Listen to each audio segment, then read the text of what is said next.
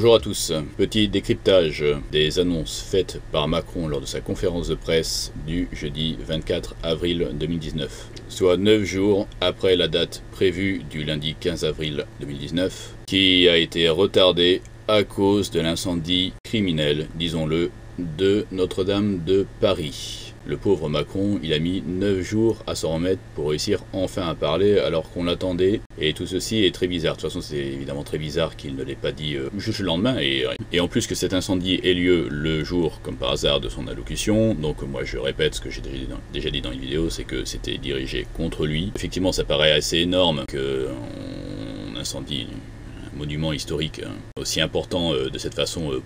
Pour ça, bon, il n'y a à l'évidence pas que ça, il y a aussi quelque chose d'occulte derrière. J'y reviendrai dans une prochaine vidéo. Donc, il a révisé sa copie. De quelle manière exactement, on ne le saura jamais, ou peut-être dans 40 ans, je ne sais pas. Il a dû réviser sa copie. De quelle manière? On peut mettre plusieurs hypothèses. J'avais évoqué celle d'un agenda pour mettre une extrême droite au pouvoir prochainement en Europe, dans plusieurs pays, y compris la France. On verra si ça se produit.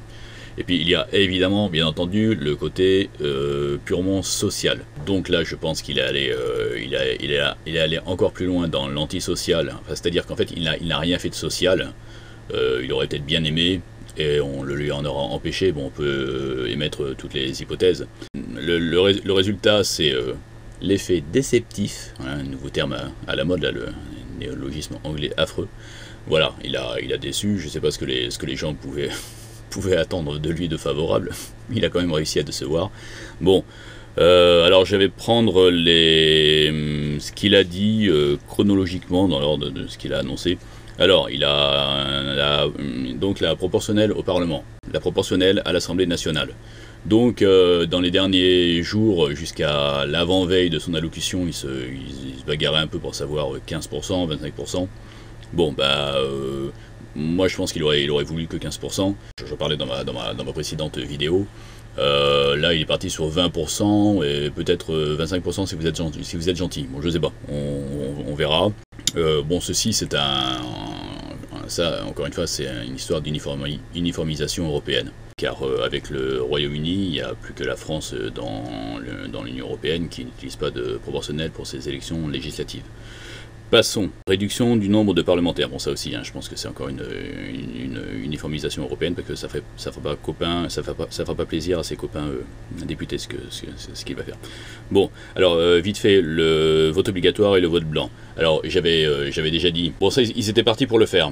C'est-à-dire qu'on réclame le vote blanc, sauf que faire le vote blanc, prendre en compte le vote blanc dans les résultats aux élections, c'est pas possible, ça les embête trop. Parce qu'il y aurait trop de contestataires, ce serait essentiellement des contestataires qui viendraient, qui s'embêteraient à aller dans leur mairie pour voter blanc, pour voter pour personne, juste pour dire qu'ils sont pas contents.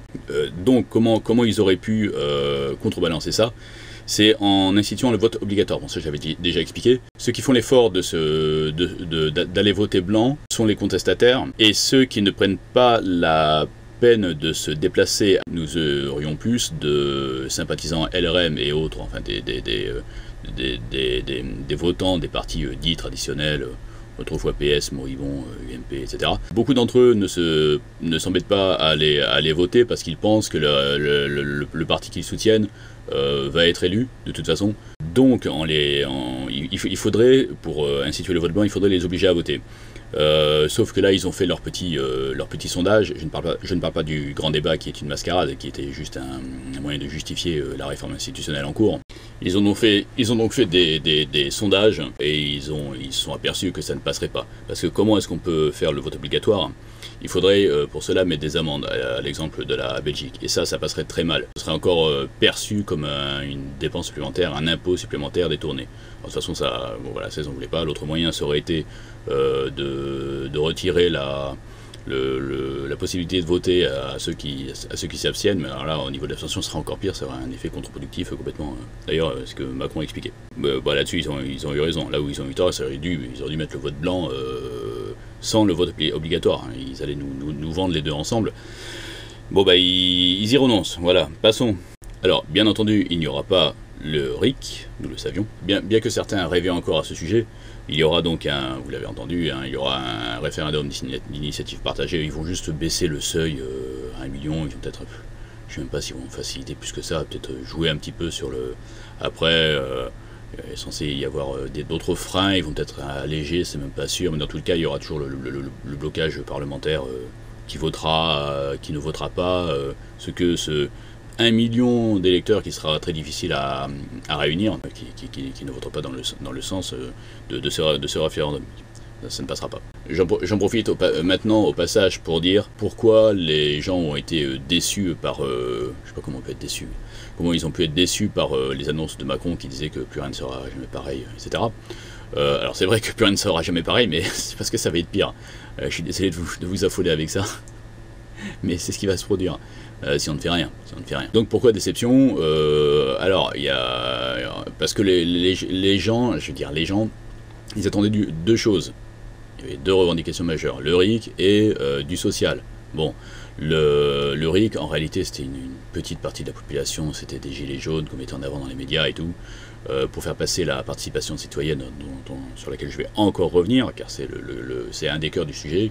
Globalement, les gens, c'est pas si important, voire ils s'en foutent complètement du RIC. Avant les gilets jaunes, ça n'existait pas, personne s'y intéressait, alors que sur Internet, la soi-disant conscience collective n'a pas du tout pris à ce sujet-là, à part dans quelques niches. Que voulaient en fait les gens, c'était des sous.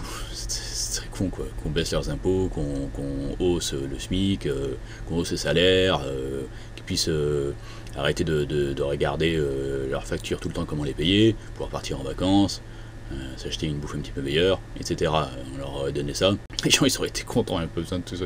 Bon, et évidemment, on leur donnera pas, et on va même faire l'inverse. Bon, je vais vous dire comment. Je vais continuer dans l'ordre de ce qu'il a dit. Il y aura donc un RIP soi-disant simplifié au niveau national. Il y aura aussi un droit de pétition au niveau local. Un quota de citoyens locaux. Ils auront un droit de pétition sur des sujets locaux.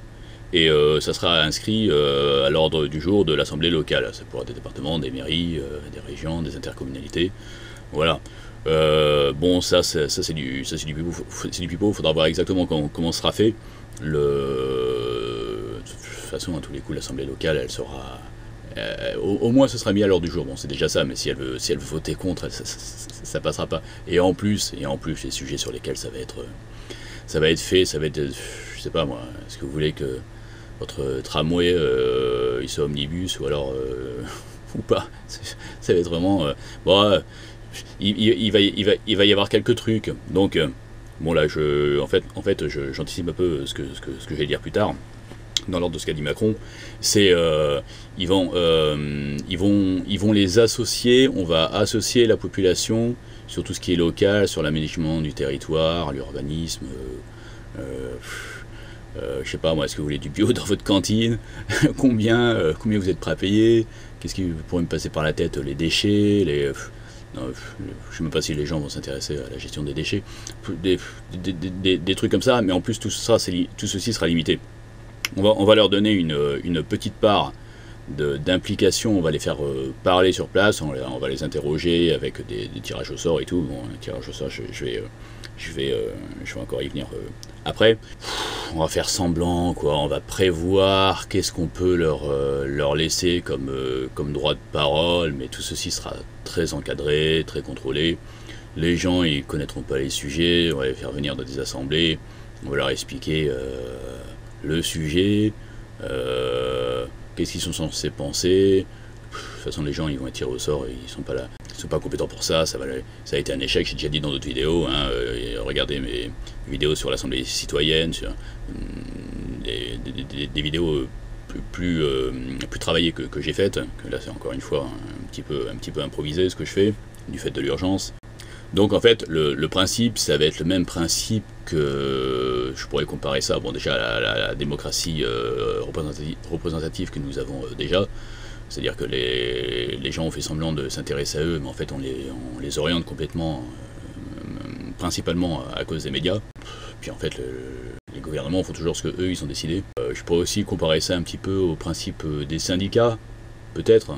C'est-à-dire qu'un syndicat c'est quoi? C'est, bon ça vous l'avez tous compris, C'est vous voulez faire, je sais pas, vous prenez une entreprise, vous voulez supprimer 10 000 postes, vous dites bon on va supprimer 25 000 postes. Hein, quoi, machin truc, on fait parler les syndicats, les négociations, mes fesses, et puis on abaisse le seuil à 10 comme prévu, et les syndicats ils sortent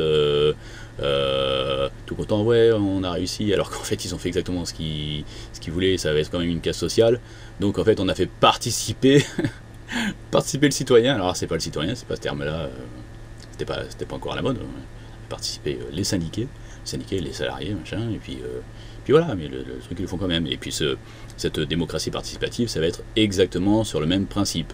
Voilà, comme ce qu'on a fait avant, les gens ils en ont marre, ils ont bien vu que ça tourne en rond, ça ne sert à rien. On va relancer un truc. Donc là, il y a cet effet déceptif pour l'instant, mais ils vont nous matraquer avec... parce que là, les gens, ils sont déçus à cause des sous. Bon, le coût des sous, ils vont faire leur deuil. Après, ils vont écouter ceux avec qui on va les bassiner dans les médias pendant au moins 2 mois, et encore au-delà, quoi. Ça va être une propagande permanente pour leur expliquer que, mais si, regardez, on va faire des conseils citoyens, blabla, c'est une nouvelle ère. Bon, alors les gens, ils vont peut-être y aller, de toute façon, ils vont être tirés au sort, mais bon... Ils vont les parler dans des assemblées, espèces d'assemblées citoyennes territoriales, ils vont être associés pour partie au budget, alors ça aussi ça va être contrôlé, on va faire une petite partie du budget ou communal ou régional, machin truc. Bon, vous préférez quoi préférez un train ou un tramway? Bon, enfin n'importe quoi, ou des bus, vous voulez des bus électriques? C'est bien les bus électriques, non? Oui, on met combien? Bon, une petite partie comme ça, ils vont se sentir impliqués, ils vont sortir de là un petit peu apaisés, ça va les défouler, c'est toujours le même principe. Cette histoire de démocratie participative, participation citoyenne, et encore une fois un leurre vers lequel on nous envoie, et puis les gilets jaunes, hélas, y ont participé avec cette histoire de RIC, tout ceci n'a absolument aucun sens. Je continue sur Macron. Alors Macron il nous aime, hein. Donc ça on le sait, hein. Et donc il veut revaloriser la place du citoyen. Ah, donc le CESE, je l'avais dit. Donc ça fait partie. Bon, il y a un projet, enfin il y a un principe de Sénat citoyen qui sera pas mise en place, mais ils ont pris des trucs. Je répète encore une fois que tout ceci vient du haut patronat et des banques. Donc ce qu'ils vont reprendre là-dedans, de cette histoire de Sénat citoyen, ils vont prendre quelques éléments pas trop méchants, parce que Sénat citoyen ça allait trop loin, ça remettait trop en cause le pouvoir, et encore, même comme ça continuerait à être contrôlé. Je pense qu'on pourrait quand même... de toute façon, je l'ai expliqué dans mon autre longue vidéo. Donc là, ils vont garder le principe du CESE, Conseil économique, social et environnemental. Voilà, ils vont faire venir 150 clampins qui connaissent rien à rien. Et je dis pas ça méchamment. On a le droit de pas connaître des dossiers. Hein. On a autre chose à faire dans la vie. On a le droit de travailler comme salarié, et puis vouloir passer ses week-ends avec ses enfants. Bon, ce serait quand même bien que les gens ils se renseignent un petit peu plus, qu'ils se fassent un peu moins avoir. Mais de là à devenir expert pour aller donner son avis dans cette société civile organisée. Alors, ça il l'a pas encore dit, donc ce à quoi on peut s'attendre, parce que c'est tout ceci, je l'invente pas évidemment, c'est quelques recherches, et c'est des projets, c'est des think tanks, ça a aussi été annoncé dans le grand débat, auquel personne ne s'est intéressé. C'est un tort, de la même manière que les gens... Macron, bon, il fait ce qu'on lui a demandé ou pas? Non, il fait d'autres annonces. Ah bah alors ça m'intéresse pas. Bah vous avez tort, parce que c'est quand même... C'est pas du saupoudrage ce qu'il va faire, ça va être vraiment majeur, et très méchant. Bon, alors là, juste sur ce CESE, là, donc là, il va y avoir probablement la société civile organisée. Alors ils vont mettre là-dedans des représentants des associations, des représentants des syndicats, et des petits patrons, et puis quelques scientifiques. Puis ils vont les faire parler. Bon, il y aura quelques allers-retours avec peut-être avec le Parlement. Oui, bah, c'est ça, quoi. Ils vont faire des rapports, ils vont leur donner. Voilà, on vous a écouté. Les gens, ils vont rentrer chez eux. Ils en feront tout un foin. Dans les médias. Regardez, les gens, ils parlent. Bon, voilà. Bon, ils vont faire ça. Génial. Et ceci, ça va être imminent, très rapide. Ça va commencer avant juin. Voilà, pour les élections européennes, ils veulent se redorer un peu le blason, avec cette démocratie participative, blabla. Là, ils vont mettre les bouchées doubles. Bon, quoi d'autre? Alors voilà, sujet suivant, majeur, mais en fait c'est ça la véritable raison, outre la relance de la République moribonde, la véritable raison c'est la décentralisation. La décentralisation, donc il a rappelé dans le domaine du logement, du transport, de la transition écologique, alors la transition écologique, je vais en parler après, mon Dieu. La décentralisation, je répète encore une fois pour ceux qui n'ont pas écouté mes autres vidéos, c'est le régionalisme, c'est le transfert du peu qui reste de pouvoir central du gouvernement, il va être transféré vers l'Union Européenne. Ça, il n'en a pas beaucoup parlé, il a esquissé, il a parlé de l'Allemagne, machin, parce qu'on lui a posé la question. Bon, il voulait pas trop en parler, il savait que ça embêterait tout le monde, ça ennuierait tout le monde d'une part, et surtout ça va aussi crisper les anti-Europe, enfin anti-Union Européenne. Et l'autre part du transfert, ce sera vers les régions, ils vont faire sauter les départements, qu'on aimait bien. Et ça va aller vers le régionalisme. Ils vont créer des régions avec toutes des lois différentes, des SMIC différents, des normes sociales, sanitaires, environnementales différentes, des impôts différents. Alors, ça va faire des disparités entre les régions riches et les régions pauvres, encore plus d'inégalités qu'avant, et ils vont introduire les multinationales là-dedans par le truchement de l'Union Européenne et par le TAFTA. Et à terme, encore pire dans le projet à terme, mais là ça avance, à terme ce sera le séparatisme. Le projet, c'est que ce sont des euro-régions qui voudront faire sécession. Là, qu'est-ce que nous avons là? Bon, c'est pas la France, c'est l'Espagne, c'est pas loin. Il y a la Catalogne. Alors, qu'est-ce qui est en train de se passer là en Catalogne? Qu'est-ce qui est en train de se passer en Espagne? En Espagne, nous avons un Carles Puigdemont qui s'est barré en Allemagne et à Bruxelles, et il poursuivait en Espagne pour rébellion après la proclamation d'indépendance de la Catalogne en octobre dernier. Bon, effectivement, c'est un acte extrêmement grave qui mérite la tôle directe. Que fait l'Union Européenne?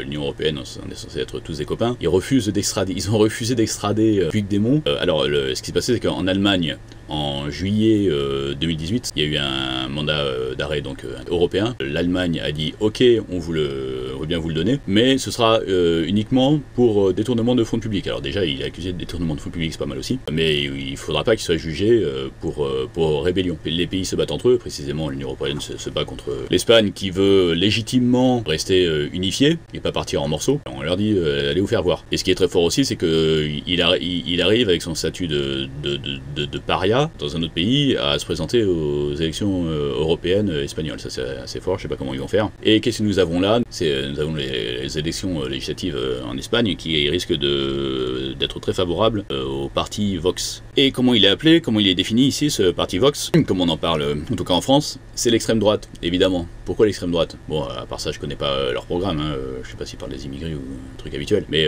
ils sont surtout présentés comme nationalistes. Mais c'est quoi nationaliste? C'est juste qu'ils veulent que leur pays il reste entier. À ce sujet, il y a eu Valls, le Honi Manuel Valls. La seule chose de bien qu'il a faite dans sa vie, peut-être, j'en sais rien, il a participé aux manifestations pour garder l'Espagne unie, manifestations nationalistes, je sais pas s'ils emploient ce terme-là là-bas, et qu'est-ce qu'on a dit dans les médias français? Qu'il s'associe à l'extrême droite. Mais c'est complètement ridicule. Et ceux sur internet qui ont dit regardez, Valls, après avoir s'être battu contre l'extrême droite et contre Dieudonné, aujourd'hui il s'associe à l'extrême droite en Espagne. Il faudrait un petit peu regarder les dossiers que parfois, je suis désolé, c'est pas très gentil, mais c'est pas du tout ça qui s'est passé. C'est très bien que Valls il soit allé à ces manifs. Je glisse un petit truc parce que là on parle des gilets jaunes et des leaders des gilets jaunes, des représentants, des porte-parole, tout ce que vous voulez. Moi je vais faire un dossier là-dessus pour vous montrer des trucs. Ludowski, j'ai du lourd, et là c'est juste pour montrer une incohérence parmi toutes les incohérences de ces Maxime Nicole et compagnie là. Il y a un moment, ça devait être en décembre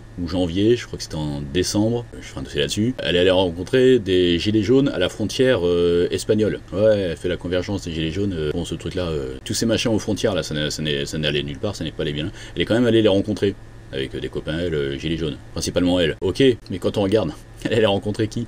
Elle est allée rencontrer des faux gilets jaunes, c'est juste des gens qui ont mis une veste gilet jaune, qui ont mis un gilet jaune. C'était des indépendantistes. Elle est allée rencontrer des représentants de partis politiques indépendantistes. Alors il y a deux choses. La première chose, c'est que ce sont des partis politiques, alors que les gilets jaunes sont censés rejeter le politique et les partis. Ils veulent pas en entendre parler d'une part, et puis ils veulent pas qu'ils s'immiscent dans le mouvement. Et elle va les voir. Première chose, parti politique. Deuxième chose, indépendantiste.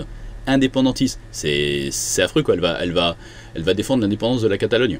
De quoi je me mêle? C'est quoi ça? C'est qui cette fille? C'est une mondialiste? Bon, je continue sur Macron. Donc, qu'a dit Macron? Transférer davantage les compétences en supprimant les doublons. Bon bah voilà quoi, ils vont faire sauter les départements, ils ont fait un... Depuis 1982, ils ont provoqué sciemment un millefeuille en ajoutant des régions et puis en mettant des compétences doublons. Donc ça a foutu un bordel pas possible, ça coûte super cher. Et puis après, juste après, on a dit... mais c'est ingérable, on sait pas qui fait quoi. Bah oui, forcément, vous l'avez provoqué. Et maintenant, ils vont faire sauter des échelons pour aller vers l'échelon à eux qui les intéresse, c'est-à-dire c'est la région. Et puis pareil, puis le pouvoir central est amené à sauter aussi à terme, ce qui est très triste. Et d'ailleurs, Macron, il a joué, alors déjà il le dit dans ses mesures, mais il l'a joué aussi dans son mode de communication.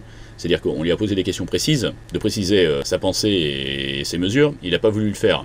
Alors pourquoi? Bon, la première chose, c'est qu'ils vont faire des ballons d'essai. Bon, et ils vont faire des sondages, ils vont voir comment ajuster quelques trucs pour que ça passe le mieux possible. Faire le plus de mal possible à la France en essayant de sauver leurs fesses autant qu'ils peuvent, mais ils ne sauveront pas leurs fesses, ils vont être sacrifiés. Alors déjà, il y a ça. Mais il y a une deuxième chose, c'est qu'il se met en retrait. Il prétend vouloir donner plus la parole aux gens, alors au niveau local, hein, toujours le même principe, et aussi au niveau national. Alors il dit oui, je vais laisser parler le gouvernement et le Parlement. Ben, en fait, l'image que ça donne, c'est un président qui disparaît. Il est vide, il est soporifique, il donne des grands axes comme ça, c'est même pas lui qui les a décidés d'ailleurs. Voilà, ça devient un ectoplasme. Ben, le pouvoir central, c'est le projet. C'est que le pouvoir central soit un ectoplasme. D'où l'image désastreuse qu'il a donnée, mais tout ceci est voulu. Alors, plus de responsabilité démocratique, bien sûr. Différenciation territoriale, voilà, c'est ce que je dis, des régions, voilà, le régionalisme, des régions différentes, avec des lois différentes, et des niveaux de vie différents, et voilà, et une mise en concurrence. Je répète, les multinationales vont venir mettre les régions en concurrence pour remporter des marchés, ce sera le moins 10 ans qui emportera le marché. Donc là où il y a le SMIC le plus bas, là où il y a les impôts, les taxes... les plus favorables pour l'entreprise, là où sur l'environnemental on a fait le moins cher possible. Voilà, c'est ça la différenciation territoriale. C'est un très beau projet. Il faut laisser les gens, il faut plus d'autonomie. Ouais. Je précise d'ailleurs que le gouvernement va instaurer une limitation de vitesse sur les routes nationales, une limitation variable selon les régions. Alors ça c'est prétendument pour répondre... Enfin, on va pas dire répondre à la crise des gilets jaunes, mais étant donné que cette limitation abaissée à 80 km/h a été perçue comme injuste et comme une façon de taxer les Français détournés, ce qui était évidemment vrai, mais ça, je pense que ça avait aussi été pensé en amont pour pouvoir ensuite revenir en arrière. Et là, ce qu'ils vont faire, ça va être un petit laboratoire de décentralisation, de régionalisation légale. Je parle de la loi, en fait. La loi sur la limitation de vitesse sur les routes nationales. Ça entraîne quoi? Ça entraîne des contraventions. Qui dit contravention, ça fait penser aux tribunaux, ça fait penser au fisc. Donc on a en arrière-plan un petit exemple, donc un laboratoire, un test, et puis une façon de faire passer dans les esprits. Ce sera le premier truc. Enfin, c'est un détail, hein, mais c'est annonciateur du projet. Nous pouvons ajouter que le 30 avril, Édouard Philippe a délocalisé Matignon à Angoulême. Alors, le terme est assez fort, délocalisé. Pourquoi faire? Pour aller rencontrer des élus, pour parler de la politique de leur ville, je sais pas quoi. On s'en fout en fait, tout le monde s'en est complètement foutu. Mais l'annonce qu'on a vue dans les médias, avec le terme délocalisation, de Matignon à Angoulême, c'est quand même très fort. Bon, encore une fois, ça paraît très clair. Il s'agit d'habituer les Français à ce que le pouvoir ne soit plus à Paris, qu'il soit à Bruxelles. Ça, on a déjà l'habitude, bien que ce soit un petit peu opaque. Mais on le sait, et les gens s'imaginent toujours que la politique, que c'est un changement de président, que quelque chose va changer tant qu'on est dans l'Union Européenne. Bon, ça déjà c'est une chose, mais aussi là, ça achève le transfert de souveraineté complet dans le local, en particulier dans les régions. Bon, il a eu donc l'outrecuidance, bon c'est pas ses crèmes, hein, quand on sait lire. Bon, il a cité la Corse, la Normandie, l'Occitanie. Bon dans ces régions-là, on va trouver des mouvements indépendantistes, et il y en a un paquet en France qui sont pas connus. Je vais vous mettre une copie d'écran, ça fait flipper. Puis l'Union Européenne, elle défend les langues régionales. De quoi je me mêle? Qui a demandé ça? Elle va apprendre aux gosses à parler l'occitan. L'occitan, je sais pas qui connaît l'Occitanie. Bon, voilà, une région, une nouvelle région créée par Hollande dans le cadre de ce projet mondialiste. Voilà, alors vous allez avoir des langues normandes, des langues picarde, et puis de l'anglais. Puis le français, on verra dans quelques dizaines d'années ce que deviendra le français. Dans 50 ans, par exemple. Même avant, peut-être, non. Ça va prendre du temps. Mais des gosses, le projet, c'est de faire ça avec les gosses. Et les gosses, il en a parlé, vite fait, mais ça ne va pas échapper. Alors, fonction publique, fermeture des écoles et des hôpitaux, il faut arrêter. Il faut arrêter, oui, c'est pas bien, il faut arrêter, Macron. Ouais, on va arrêter. Désormais, ça ne se fera plus qu'avec l'accord du maire. Ouf, on est sauvé, avec l'accord du maire. Si le maire il veut pas que une école disparaisse, ben il n'aura qu'à dire non. Ouais, mais le problème c'est quoi? C'est qu'il baisse les dotations publiques dans les collectivités territoriales, et en particulier dans les mairies. Donc ils sont obligés de s'associer, de créer des espèces de super communes sur le modèle américain pour faire leurs projets, s'associant dans des intercommunalités, et il va y avoir les entreprises qui vont venir là-dedans mettre leur nez, et de toute façon le maire, s'il n'a pas les sous, s'il n'a pas les dotations, et que c'est les entreprises qui financent et qui décident, bah qu'est-ce qu'il va pouvoir arrêter, le pauvre? Bon, on a compris, je pense. Il y aura plus de fonctionnaires sur le terrain et des suppressions en centrale. Alors, sur la même chose, hein, décentralisation, je sais pas, je pense qu'il y aura beaucoup plus de fonctionnaires sur le terrain, il y en aura beaucoup moins au niveau national. Dans chaque canton, simplicité. Mettre une sorte de guichet pour tout, pour la poste, pour les allocations familiales, pour tout ce que vous voulez. Mettre ça dans chaque canton. Chacun des 4000 cantons, ils vont mettre un guichet. Bon, s'ils veulent, on verra ce qu'ils vont foutre avec ça. Soit c'est bien, ça va être pire. On verra comment ils vont faire ce truc-là. La réforme de la haute fonction publique. Très très grave. Extrêmement grave. Il annonce ça comme ça et puis on dit « Ouais, il a rien dit. » Bah si. Il dit plein de trucs. Là, il a dit un truc affreux. Supprimer l'ENA. Alors, on n'aime pas l'ENA. Bon, bah, vas-y, fais sauter ton ENA. Tous tes copains énarques, on n'a rien à secouer. Ben non, vous en avez à secouer. Pourquoi vous en avez à secouer? Donc, fin de la protection à vie. Fin des grands corps. Donc, ils vont faire une nouvelle école avec des nouvelles formations. Et il a dit texto, il y aura des passerelles. Des passerelles. C'est un truc de fou. Des passerelles entre le public et le privé. Comme s'il n'y en avait pas assez déjà.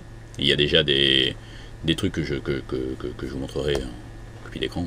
Qu'est-ce qu'avait dit exactement Édouard Philippe lors de son discours à l'occasion du 30e anniversaire de l'association Ville de France, 13 décembre 2018. Bon, il a dit plein de trucs horribles dont je parlerai dans une prochaine vidéo. Il faudra que je fasse tout ça. Qu'est-ce qu'il a dit? Comment faire en sorte de réorganiser notre État pour qu'il soit plus proche, plus simple, peut-être un peu moins normatif et un peu plus managé. Là les termes. Bon, plus proche, plus proche de quoi? Bon, alors toujours cette histoire de être local, bon, tout ceci va ensemble. Être un peu moins normatif, un peu plus managé. Vous avez compris les mots? Un peu moins normatif, c'est qu'ils vont enlever du pouvoir administratif, parce qu'ils n'aiment plus ça maintenant. Bon, plus manager, c'est quoi manager? Et voilà, ils vont mettre les entreprises. Ça va être les entreprises qui vont venir former nos futurs. Voilà. Alors on va me dire, ça existe déjà les collusions. Bah oui, mais là c'est la fin. Là ils achèvent le processus. Donc c'est ça la suppression de l'ENA. On s'en rendra compte. Hein. C'est écrit, c'est annoncé. Des mêmes règles pour les impôts. Une réforme fiscale. Bon, alors ça va encore être une grosse entourloupe, sous prétexte que ce serait trop compliqué, alors qu'il y a un historique pourquoi la fiscalité est disparate. Il y a toujours un historique qui explique chaque cas. C'est l'Union européenne dans ses GOPÉ qui veut normaliser tout ça. Et veut normaliser dans un projet d'uniformisation européenne et à terme mondiale, quand on va vraiment sur le très très long terme. Alors déjà une uniformisation, mais en plus cette uniformisation, ils vont encore nous entourlouper. Elle va se faire. Ça va être encore un nivellement par le bas. Tout le monde va payer. Et ceux qui ne se bougent pas, ceux qui ne se sont pas bougés pour les gilets jaunes, ceux qui ne sont pas les plus pauvres, donc ça va du cadre moyen au cadre supérieur et au-delà, toute la classe moyenne, vous le savez, je pense, est amenée à disparaître si on ne fait rien. C'est dans les cartons, et le problème c'est que ces gens-là vivent encore un peu trop bien, entre guillemets, pour avoir la volonté de se bouger. C'est aussi pour ça que le mouvement des gilets jaunes n'est pas allé très loin, en plus de la répression qu'il y a eu qui a fait peur aux gens. Moi j'en connais plein, ils souffrent pas assez pour y aller. Bon, moi je ne souffre pas particulièrement, mais j'y suis allé. J'y suis allé pourquoi? J'y suis allé pour les pauvres, parce que je suis solidaire, et j'y suis aussi allé parce que je sais que mon tour il passera. Bon. Il annonce une baisse de l'impôt sur le revenu, il dit pas comment, alors ça c'est pour nous amadouer. Ils vont faire un jeu de bonne taux, ils vont faire une réforme assez compliquée où on ne comprendra rien, et puis au final on va probablement y perdre, encore une fois. D'ailleurs, ils avaient parlé de commencer à faire... Ils avaient fait un ballon d'essai pour que tout le monde paye en partie l'impôt sur le revenu, même des smicards. Bon, voilà, pour que les gens se sentent impliqués, ou je sais pas quoi, n'importe quel... Bon, ça n'est pas passé, ils y reviendront peut-être dans cette réforme de l'impôt sur le revenu à venir. Et ça va commencer par, vous allez payer 5 euros, oh ils nous font chier, bon 5 euros, allez ça va, fais-le. Et puis dans les années qui vont suivre, bah, ça va augmenter. Bon, alors, travailler plus, affreux. Alors, il n'a pas touché à des trucs qui auraient trop fait bondir, comme les 35 euros, je sais pas quoi, mais il a dit ça passera par les accords de branche. Voilà, bah ça c'était les lois Macron et El Khomri. C'est des accords dans les entreprises, branche par branche. Si un nouvel accord imposé par une entreprise est plus défavorable aux salariés que la norme de la branche concernée, c'est toujours ce qui est le plus favorable aux salariés qui devait être retenu. Bah, maintenant, c'est plus le cas. Donc, encore une fois, il y a une dilution de la loi au niveau, c'est local, on va dire, au niveau des entreprises. Ils vont encore accentuer là-dessus pour que, au niveau des entreprises, malgré la loi nationale, malgré les accords de branche, les gens soient obligés de travailler plus. Super. Suppression des organismes inutiles. Bon, alors on a des organismes inutiles, faudra dire lesquels. Bon, ça va faire des économies, hein. Et puis qu'est-ce qu'ils vont mettre à la place on sait pas. Alors voilà, donc j'avais parlé des enfants, il y a eu un petit mot là. Alors il a dit un truc sympa, dédoublement des classes, 24 élèves maximum. Bon, effectivement, quand on est à 40, c'est moins bien qu'à maths 4, 40 c'est scandaleux, c'est pas normal. Donc là ça passe pour une bonne mesure. Mais qu'est-ce qu'il a dit? Il a dit que les enfants à l'école ils doivent apprendre à lire, à écrire, à compter et à bien se comporter. Alors, première chose, c'est que le terme d'éducation nationale, historiquement, c'est relativement récent. Les enfants ne doivent pas être, à mon sens, et puis je ne suis pas le seul à le dire. Tiens, j'en profite pour faire un petit clin d'œil à Farid Abelgoul à ce sujet. Les enfants doivent être instruits, ils doivent apprendre à lire, à écrire et à compter. Mais non, lui il ajoute quoi? Il ajoute bien se comporter. Ils doivent être éduqués. Les enfants doivent être enlevés à leurs parents pour que la République devienne leurs parents. Bon, ça c'est déjà le cas en fait depuis longtemps, et ça va être de pire en pire. Là, ils nous font des trucs qui ont toujours l'air sympas, mais faut toujours se demander ce qu'il y a derrière. Par exemple, le dernier truc là, ils vont faire des petits déjeuners gratuits. Bon, c'est gentil, les pauvres enfants, ils viennent le ventre vide, paraît-il. Je sais pas quel enfant peut pas se payer un morceau de pain et un petit truc avant de venir. Ils vont leur donner un croissant. Mais c'est pour faire quoi? C'est pour qu'ils quittent plutôt leurs parents plus tôt dans la journée, qu'ils ne prennent pas le petit déjeuner avec leurs parents. Que dès le réveil, quasiment, ils soient à l'école et ils soient encore plus endoctrinés. Alors, et tout ce qui va avec, hein, tout ce qu'on peut reprocher, déjà l'endoctrinement politique, et surtout, là, très grave, la sexualisation des enfants à l'école, que certains contestent, mais qui est évidemment une réalité constatable sur le terrain. Puis, on va remercier notre vénérée Marlène Schiappa, hein, qui, dans le cadre de l'Organisation mondiale de la santé, à laquelle nous devons nous soumettre, car nous sommes dépendants de ces organismes internationaux, nous avons signé, donc on doit appliquer leurs directives. Et oui, il faut que les enfants ils apprennent à 3 ans ce que c'est qu'éjaculer, et qu'ils apprennent ce que c'est qu'un transsexuel. Et il faut les aimer.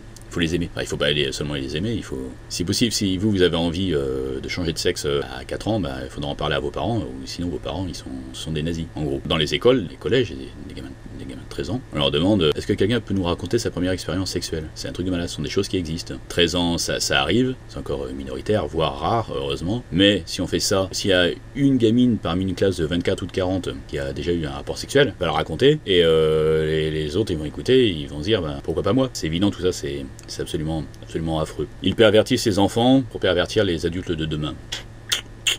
Ils doivent apprendre à bien se comporter. Faut pas être raciste, faut être pro-immigration, faut être pro-LGBT. Au Royaume-Uni, là, il y a une affaire, il y a un centre. Ça, c'est un laboratoire, c'est-à-dire que dans le sens où ils font des tests. Ils sont en train de faire des changements de sexe par des voies hormonales à des enfants de 3 ans, je crois. 3-4 ans. Voilà, c'est... monde de fou. Et le pire, c'est que cet endoctrinement, il est constatable au niveau des générations. Une personne de 50 ans ne pense pas comme une personne de 30 ans. Plus on va dans l'âge, plus ils ont un mode de pensée à l'ancienne, pour peu que ça existe encore. Mais quand on voit aujourd'hui comment on parle des jeunes de 20 ans, eux, ils sont très endoctrinés. Moi, j'en ai une qui m'a répondu sur mon mur Facebook. Ouais, bah il vaut mieux qu'on leur fasse un changement de sexe maintenant, plutôt que des opérations lourdes quand ils auront 15 ans ou 18 ans. Il m'a répondu ça. Je continue, mieux former les profs. Oui, ils font pas assez de propagande, je pense. Il va falloir les éduquer pour qu'ils éduquent après les enfants. Enseignement supérieur, favoriser les formations courtes. Bon, bah ça c'est pour qu'ils aillent travailler, pour qu'ils apprennent pas à s'instruire, mais à devenir des bons salariés, obéissants. Et les entreprises vont probablement d'ailleurs avoir leur mot à dire là-dedans, sur leur formation. Encore plus qu'aujourd'hui. Travail et mérite, qu'est-ce que ça veut dire ça encore? Tu vas avoir ton salaire en fonction de ton mérite. Donc si tu mérites pas, t'es payé moins. sûrement un truc comme ça. Simplification pour embaucher, bon bah ça ils vont continuer ce qu'ils ont déjà commencé avec les lois travail du temps de Macron et d'El Khomri et compagnie. Simplification, bah on l'a compris quoi. Simplification par exemple, c'est la simplification pour licencier. Donc si t'as plus le droit de licencier, c'est plus facile d'embaucher. Hein, c'est tout à fait logique. Et puis comme ça, il y aura moins de chômage. Ça tombe sous le sens. Réforme du système d'assurance chômage. Bon, bah, ça va encore être un nivellement par le bas à tous les coups. Plus de contraintes. Non, il va y avoir autre chose. Et ça, j'en parlerai après. Ah oui, alors pour le travail, loger et déplacer. On va aider les gens à mieux se loger et à mieux se déplacer. C'est très gentil de leur part, mais qu'est-ce que ça veut dire? Bon, si vous l'avez pas compris, je vais vous le dire. On va aller vers le modèle américain. Là-bas, il se passe quoi? C'est qu'on habite où il y a du travail.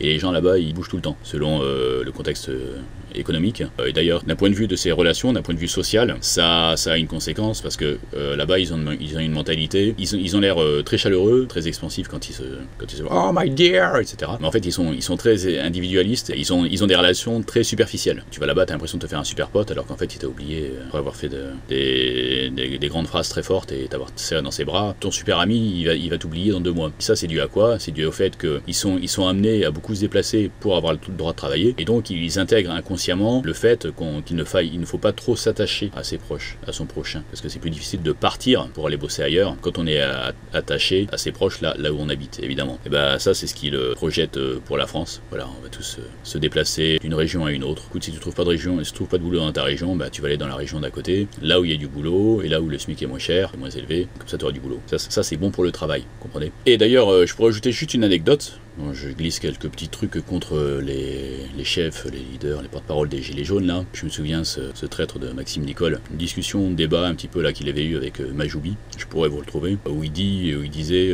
Maxime Nicole disait oui, comment ça se fait, moi je suis formé et tout, bidule, et je suis ingénieur, je sais plus quoi. Je sais pas si c'était ingénieur, mais enfin, il y avait quand même une spécialisation dans la mécanique, je crois. Et pourtant, je trouve pas de boulot. Majoubi lui répond, bah ouais, vous trouvez pas de boulot dans la région où vous habitez, bah c'est pas grave, nous on va vous apprendre à vous déplacer et vous trouverez du boulot. Et qu'a répondu Maxime Nicole? Ah ouais, d'accord.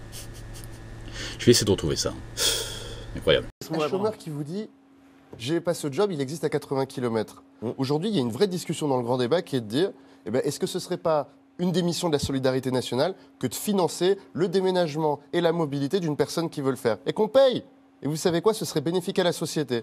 Et on aide la personne à déménager, on aide la personne à aller vers l'emploi où il existe. D'accord? Alors, autre sujet explosif, je vais m'attirer tous les féministes contre moi là. Ils vont aider les mères seules. Alors qu'est-ce qu'ils vont faire? Déjà, un truc assez curieux, c'est que des associations de mères célibataires avec enfants à charge, ils sont apparus à un certain moment, je sais plus quand exactement, dans les manifs des Gilets jaunes, et aussitôt, c'est apparu dans les médias. On peut penser que c'est une simple récupération politique, éventuellement. Donc ils vont leur faire plaisir à celle-là. Comment? Qu'est-ce qu'ils vont faire? Vous l'avez entendu, il y aura une espèce d'assurance pension alimentaire. Quand il y a des anciens maris, il a employé les termes de comportement irresponsable ou un truc dans le genre, je retrouve peut-être dans mes notes là si je retombe dessus, ben il y aura un système pour que l'État leur verse ces pensions alimentaires. Plusieurs choses à dire là-dessus. Ça va en faire bondir beaucoup, et en particulier les mères célibataires. Et effectivement, évidemment, c'est compréhensible, mais je dois dire les choses. Il y a plusieurs conséquences à ça. Donc la première chose, c'est que, premièrement, évidemment, ce seront nos impôts qui paieront les pensions alimentaires des gens qui ont divorcé, alors que moi, c'est pas ma faute s'ils ont divorcé. Ensuite, les anciens maris qui ne payent pas,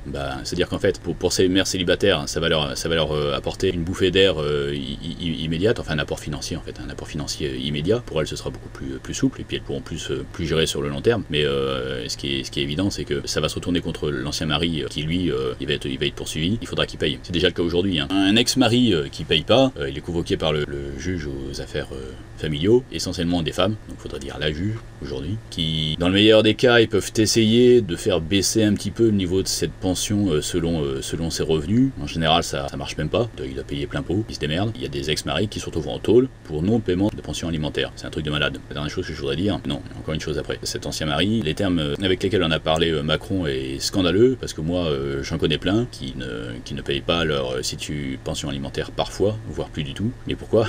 Parce qu'ils sont méchants et qu'ils pensent pas à leurs enfants et puis à leur ancienne femme. C'est que ils peuvent pas. On n'arrête pas de dire ouais le 15 du mois les gens ils s'en sortent pas. C'est leur cas, j'en connais plein, et c'est juste qu'ils peuvent pas payer. Ils en parlent à leur ex-femme qui n'ont absolument rien à secouer. Ils se plaignent auprès de la JAF, la juge aux affaires familiales, qui en a rien à secouer. Mon gars, tu payes. Bon, éventuellement, tu payes un peu moins, mais en général, c'est même pas, c'est tu payes. Ils peuvent pas, ils ont une ardoise qu'ils doivent régler, ça s'accumule, ils peuvent pas.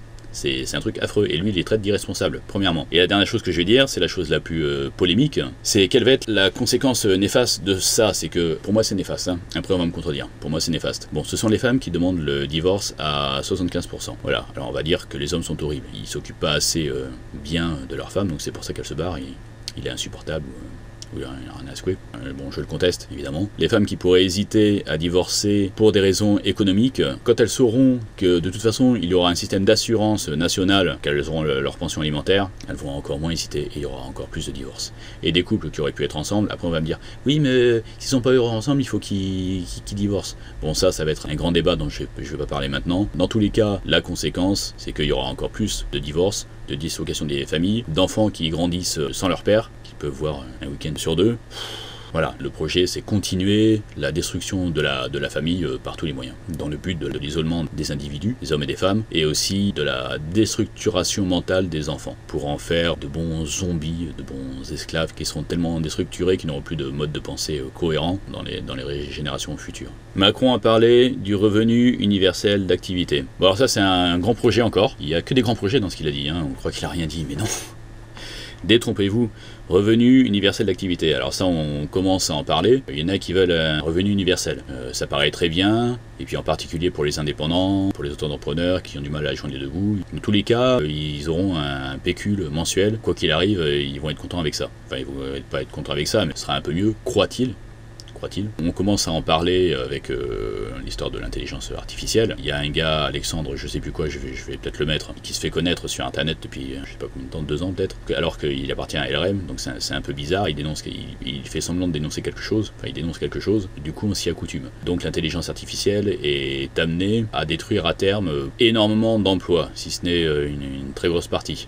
Alors, qu'est-ce qu'on va faire de tous ces gens qui n'auront plus leur emploi? Est-ce qu'on va risquer une émeute sociale? Non, on va remplacer énormément d'emplois par des robots, et les gens qui en auront ainsi été spoliés, on va leur filer un pécule, et ils vivront mal avec ça, et ils se tairont. Et ça va être généralisé, et ce revenu, en fait, on croit, là, ils vont chercher à nous faire croire que ça va être de l'argent en plus, mais c'est pas ça. Il va y avoir une réorganisation, une réforme. Les termes ont été dits sur d'autres sujets, tout ceci va ensemble. Ils vont fusionner toutes les prestations sociales, que ce soit chômage, maladie, allocation familiale, APL, etc. Ils vont tout fusionner pour que les gens ils aient tous un revenu universel misérable, de l'ordre, je vais dire 1000 euros. Ils vont tous avoir 1000 euros. Vous vous démerdez avec ça. Voilà. Et il va encore y avoir une casse sociale, un nivellement par le bas. Les classes moyennes et supérieures, elles vont y avoir droit aussi. Vont se retrouver au chôme du. Et alors en plus de ça, en plus des lois travail et compagnie qui vont organiser une casse sociale, ceux qui sont vraiment les plus précaires, peut-être qu'ils vont remonter un petit peu en niveau, et encore pas beaucoup. Mais tous les autres, 90% de la population, voire plus, eux, ça va baisser. Ça va baisser de l'ordre de 2000 euros. C'est le projet, très triste, si on laisse faire. Et j'ajoute une chose, et ça, j'y reviendrai après. Parce qu'il a fait une allusion là-dessus et je voyais pas où il voulait en venir. Maintenant, j'ai compris, maintenant qu'il a parlé. Il suffit d'une phrase. Bon, qu'est-ce qu'ils vont faire? Ils vont organiser une propagande pour nous vendre le bénévolat. On va faire de la poésie autour du bénévolat. Oui, c'est bien, on se met au service de son prochain, on rencontre des gens qu'on n'aurait jamais rencontrés dans des circonstances normales, ça va être quelque chose de solidaire, le bénévolat et tout, c'est beau, c'est désintéressé, mais en fait c'est de l'esclavage. Aux gens, on va leur filer un revenu universel, un pécule misérable, mais ils seront obligés de faire des heures de bénévolat. Voilà, dans un truc qui n'a rien à voir avec ce qu'ils font habituellement. Ils vont faire du bénévolat. Alors, quel bénévolat? On verra, mais c'est simplement de l'esclavage. Évidemment. Je reviendrai dessus après. Vous allez voir comme toutes les choses sont liées en fait. Bon, je continue. Autre chantier, la transition climatique, politique énergétique, économie circulaire, très joli mot, halte au gaspillage, ça c'est très bien, donc ça va être des prétextes, hein. Pour arrêter le gaspillage, il faut arrêter les pertes d'énergie, on va isoler les bâtiments, tout ça, très bien, bon, on va faire des trucs défiscalisés, bon.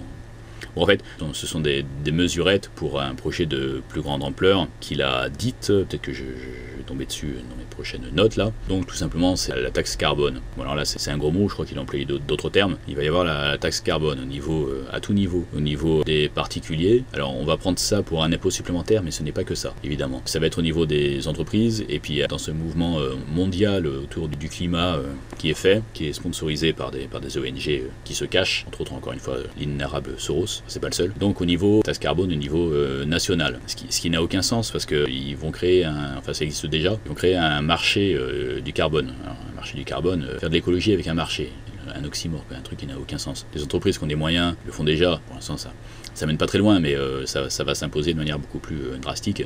Les entreprises, les multinationales qui ont les moyens, ils vont acheter les droits à polluer de ceux qui n'ont pas les moyens, et en fait tout ceci est encore un moyen de contrôle social. L'énergie, c'est comme l'air pour respirer, pour tout le monde, pour les individus, ou pour des entreprises, ou pour des nations. Et si on n'a pas le droit d'utiliser son énergie, on est bloqué pour tout, évidemment. Bon, c'est là-dessus qu'ils s'axent. Ils vont axer le contrôle par l'énergie, en prenant le prétexte que du carbone. Voilà. Donc ça va contrôler bon, les individus un petit peu, mais c'est surtout destiné contre les entreprises, de manière, comme je l'ai déjà dit, à ce que les grosses asphyxient de cette façon les petites. Tu peux pas émettre du carbone, enfin, c'est même pas émettre du carbone, c'est juste, tu allumes ton ampoule, on va calculer combien tu as dépensé d'énergie, on va te faire, voilà, ça fait autant de carbone sur la planète, t'es un salaud, demain ça va être la fin du monde parce que t'as utilisé ton frigo ou je sais pas quoi, donc soit tu payes, soit t'en fais moins, soit t'arrêtes. Donc l'entreprise, c'est soit la clé sous la porte, soit elle réduit son activité. Par contre, les grosses, qui ont les moyens de payer, eh ben, eux, ils vont bien pouvoir émettre.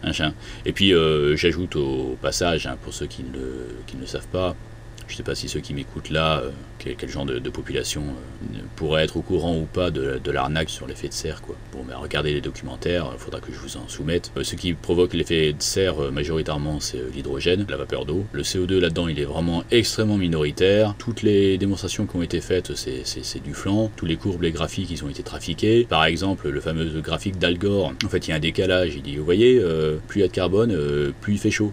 En fait, il y a un décalage de 30 ans, c'est l'inverse. C'est plus il fait chaud, plus il y a de carbone. Bah oui, plus il fait chaud, plus il y a de végétation, par exemple. Donc ça émet plus de CO2. Mais c'est tout. C'est pas parce qu'il y a plus de CO2 que tout d'un coup il a fait plus chaud.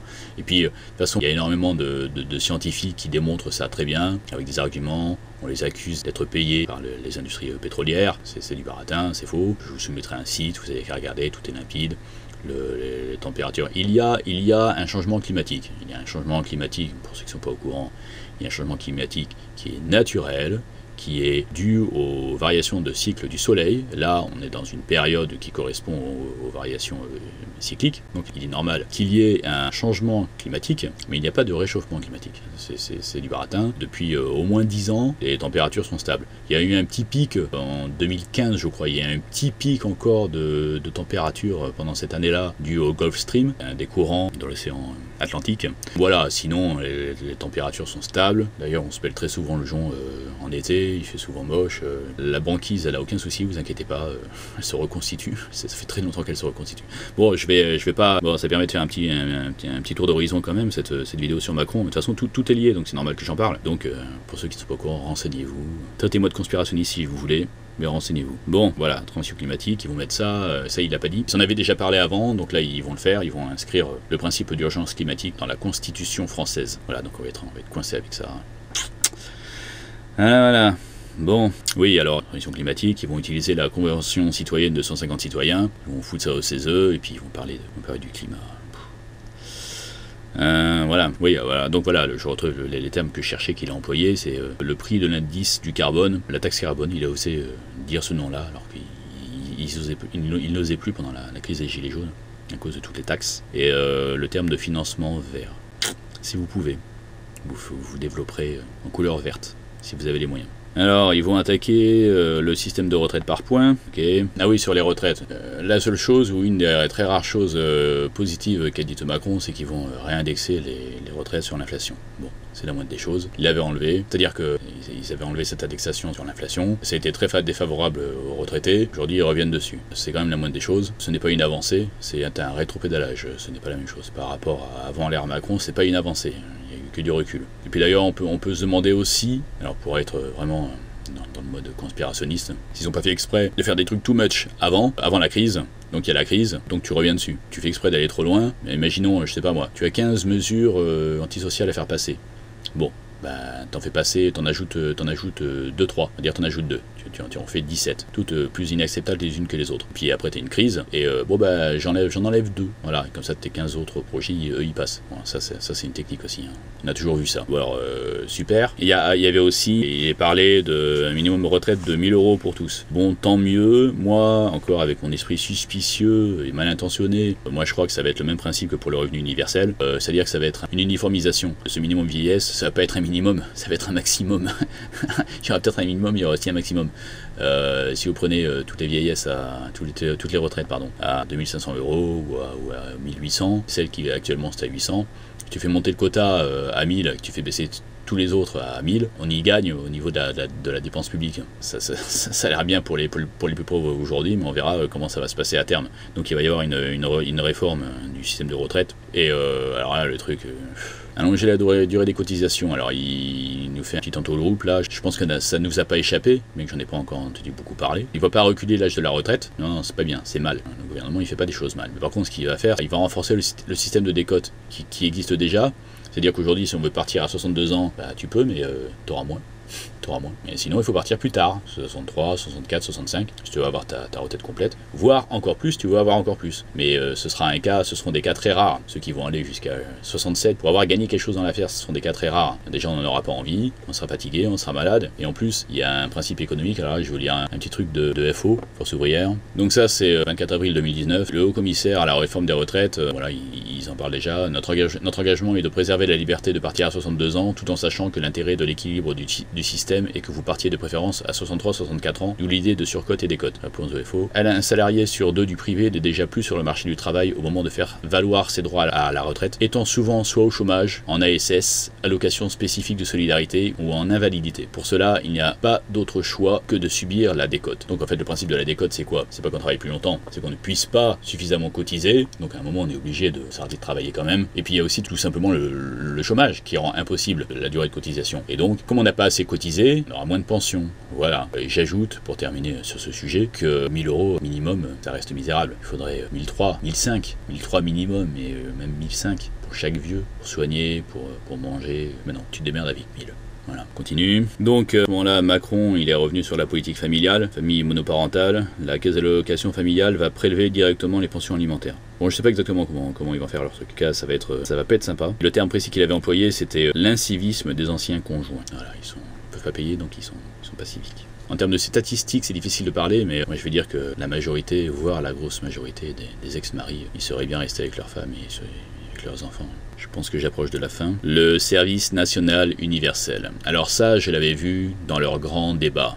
Granddebat.fr, les débats qu'ils organisaient avec les questions qu'ils posaient et tout. Et donc, est-ce que les gens ils pensaient qu'il fallait faire un service national universel? Voilà, remettre tous les jeunes, garçons et filles, un service national universel. Alors évidemment, je me suis demandé, là il y a encore un truc, qu'est-ce qu'ils vont encore nous fabriquer là? Pourquoi ils font ça? D'autant plus que les gens qui sont allés au débat, et encore plus les gilets jaunes, ils sont pas allés pour parler d'un service national universel. On en a rien à foutre. Et là, Macron, il m'a donné la clé. Donc il a parlé d'un engagement vers le service civique et le bénévolat. Et de quoi j'ai parlé tout à l'heure, c'était du revenu universel. Maintenant, il y a le service national universel, toujours la même sémantique, et le bénévolat. Ah oui, il faut que j'ajoute un truc sur le bénévolat. Donc en fait, on va apprendre aux jeunes de 18 ans que le bénévolat, c'est bien. Bon, suivez mon regard, vous avez compris, j'en ai parlé tout à l'heure. Le bénévolat, ça va être destiné à être de parfaits esclaves, à faire des tâches qu'on nous imposera, dans des domaines qui ne nous concernent pas, moyennant un pécule universel. Donc ça va être un endoctrinement. C'est civique. Tu fais du bénévolat, c'est civique. Et je voudrais ajouter une chose, j'en profite, parce que je vais faire un dossier aussi sur celle-là. Celle-là aussi, je l'ai dans ma ligne de mire. Elle s'appelle une certaine Chantal Jouanneau. Alors voilà, elle est passée pour une héroïne parce qu'elle a dit non au gouvernement. Elle a dit non au gouvernement, je ferai pas le grand débat selon les termes que vous avez voulu m'imposer, de pas faire ça dans les règles. Pouvoir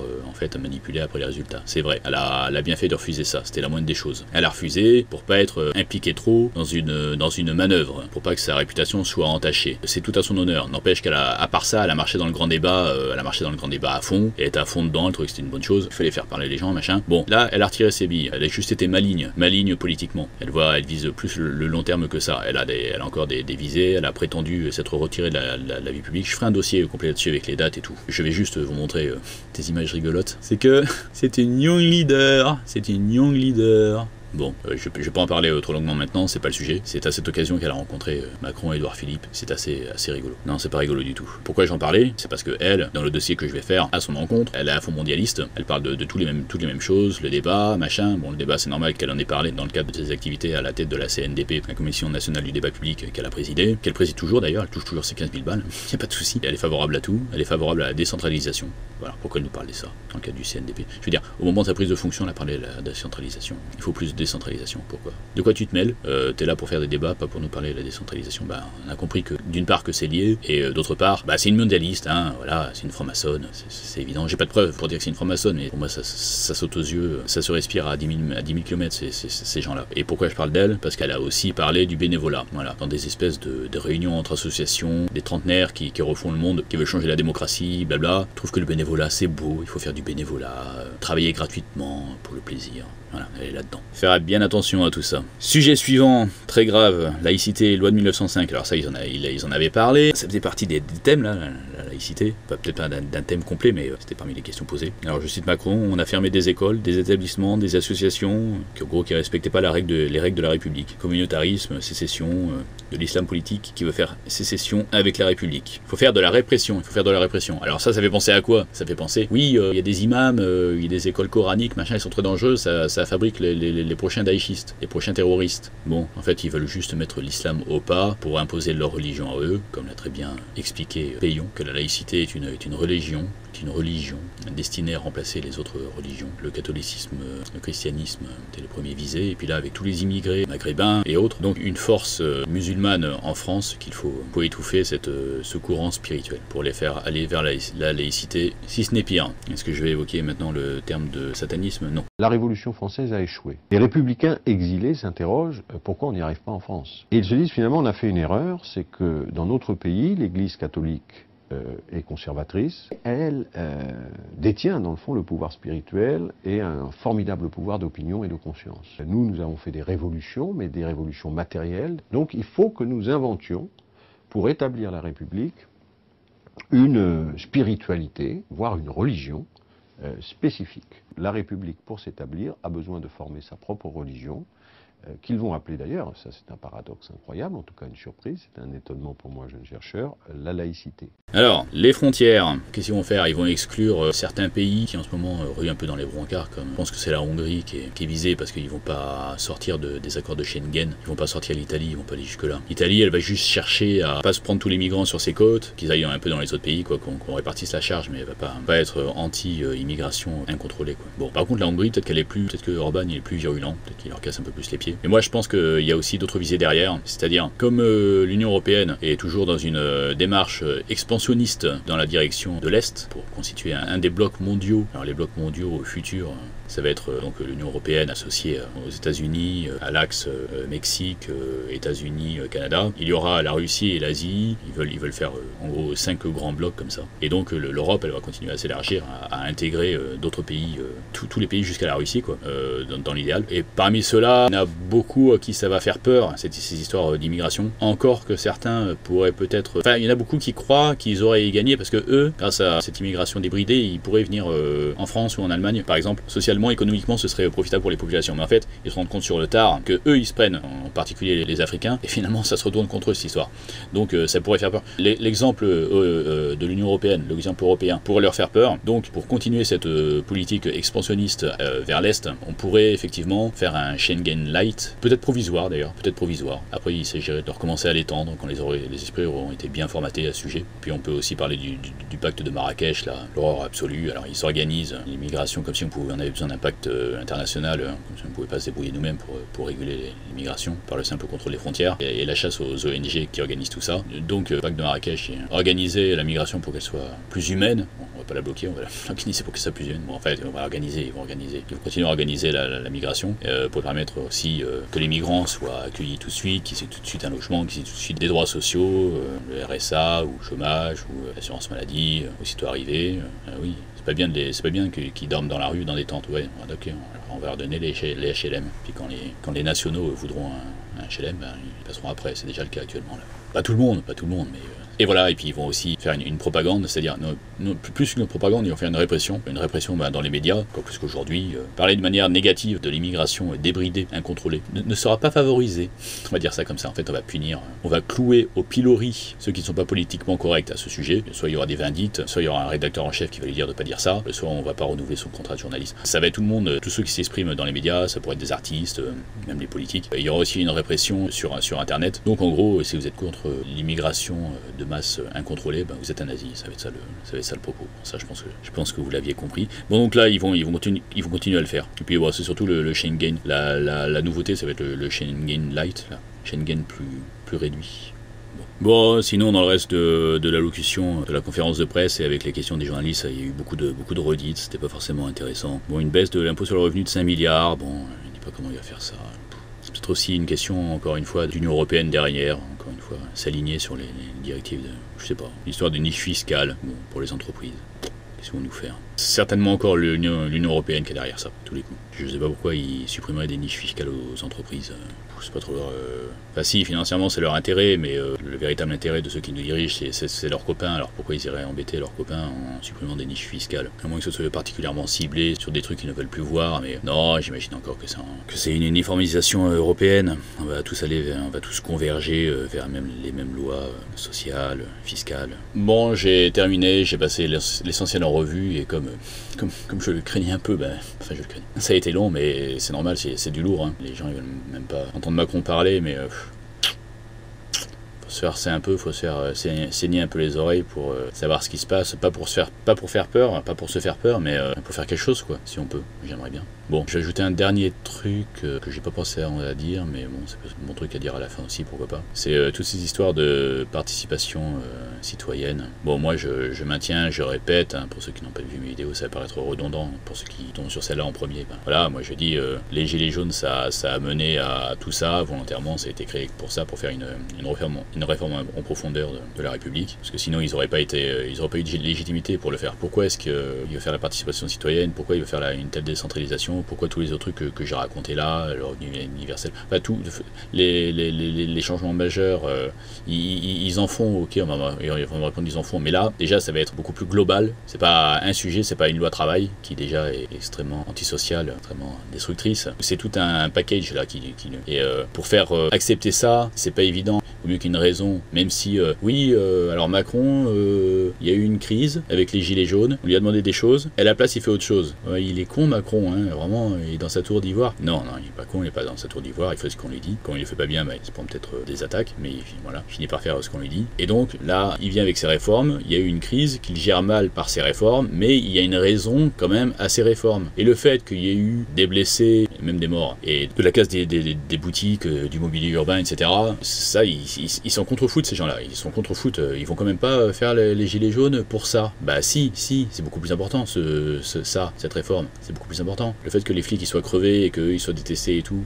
Et puis c'est pas Macron qui le veut, c'est l'oligarchie, c'est l'État profond. Qu'est-ce que vous pensez que des élites mondialistes américaines, entre autres, se soucient des Français et du bordel provoqué par le mouvement des Gilets jaunes? Ils s'en contrefoutent, le pays pourrait être à feu et à sang, c'est pas leur problème à eux. Eux, ils veulent leur agenda mondialiste. Et les Gilets jaunes, c'était un moyen de le faire. Voilà. Et ce RIC là, avec lequel on nous rebat les oreilles depuis l'acte 2-3, qui est tombé comme ça du ciel, que tout le monde s'est mis à refrain, que tout le monde s'est mis à chanter. Bon, ça vient d'où tout ça, cette participation citoyenne? Ça vient du haut patronat, messieurs, dames. En fait, je pense que la source des sources, je pense qu'on peut l'identifier simplement au niveau du think tank dont je voulais parler dans une prochaine vidéo, mais là j'ai fait un balayage assez général de pas mal de choses à dire, grâce à Macron. Donc Terra Nova, il faudra que je parle de tout ça dans un truc plus posé, plus précis, point par point, pour ceux que ça intéresse. Se taper des vidéos comme ça, d'une heure, technique. Il n'y en aura pas beaucoup à mon avis, on verra. Bon, là, je dis juste que ça vient du think tank Terra Nova, le think tank progressiste. Ah, ils sont drôles. Et voilà, bon ça vient de eux, et puis eux, alors ils sont là pour faire avancer la démocratie, au passage d'écologie, et ci et ça, mais en fait ils sont financés par les grandes entreprises, en particulier par le lobby bancaire. Bon, ça c'est une autorité publique. Et puis toutes leurs positions, on les trouve dans les faits, dans la réforme institutionnelle de Macron. C'est quand même étonnant, quoi. Voilà d'où vient tout ça. Et d'où vient le RIC aussi. Je suis désolé de dire des choses aussi désespérantes. Bon ah oui, et puis je vais faire une autre vidéo pour dire ce qu'il faut faire là maintenant, pour moi. Il faut refaire les gilets jaunes, reprendre le mouvement et puis le retourner dans l'autre sens là. Tu le prends, hop, comme une crêpe, ou, tu le démontes, tu le remontes exactement dans l'autre sens. Faut faire exactement l'inverse de ce qui a été fait maintenant, de ce que les organisateurs des gilets jaunes ont fait. Pour les battre, il faut faire exactement l'inverse. C'est simple, hein, c'est simple. Donc ça, je vais en parler bientôt dans une prochaine vidéo. Ça va être assez simple en fait et court. Voilà. À bientôt. Merci de m'avoir écouté.